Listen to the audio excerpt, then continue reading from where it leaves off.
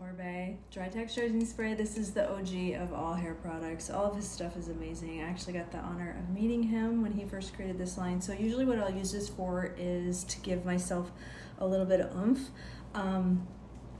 And what's nice about it is that I also will use it as like a dry shampoo sometimes, because my hair is so fine and thin, and I'll use it on clients because I do hair and makeup.